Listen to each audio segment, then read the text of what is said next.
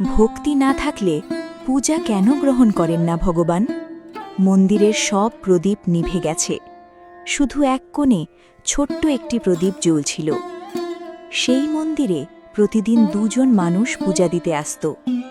একজন ছিল ধনী জমিদার, সোনার থালা, দামি ফুল, সুগন্ধি ধূপ সব কিছু দিয়ে সে ভগবানের পূজা করত। কিন্তু তার মনে ছিল অহংকার, আমার মতো ভক্ত আর কেউ নেই। আরেকজন ছিল এক গরিব বৃদ্ধা, তার কাছে দামি কিছু ছিল না।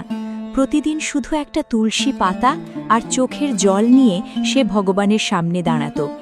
লোকেরা তাকে দেখে হাসত, এও নাকি পূজা দিতে আসে। একদিন প্রবল ঝড় শুরু হলো, মন্দিরের দরজা বন্ধ হয়ে গেল। সেদিন জমিদার অনেক কষ্টে এসে রাগ করে বলল, হে ভগবান, এত কিছু দিই তবু আমাকে কষ্ট দাও। তারপর সে রাগে পূজার থালা ছুঁড়ে ফেলে চলে গেল। কিছুক্ষণ পরে সেই বৃদ্ধা ভিজে কাপড়ে মন্দিরে এলো, হাত জোর করে কাঁদতে কাঁদতে বলল, প্রভু, আজ আমার কাছে কিছু নেই, শুধুই মনটা আছে, এটুকুই গ্রহণ করুন।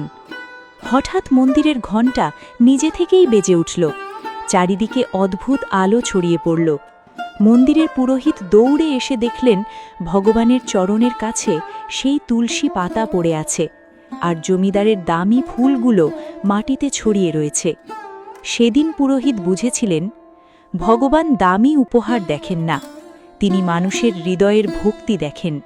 শাস্ত্রে বলা হয়েছে, ভক্তি ছাড়া হাজার পূজাও শূন্য, কিন্তু সত্যিকারের ভালোবাসা দিয়ে একবার নাম নিলেও ভগবান তা গ্রহণ করেন।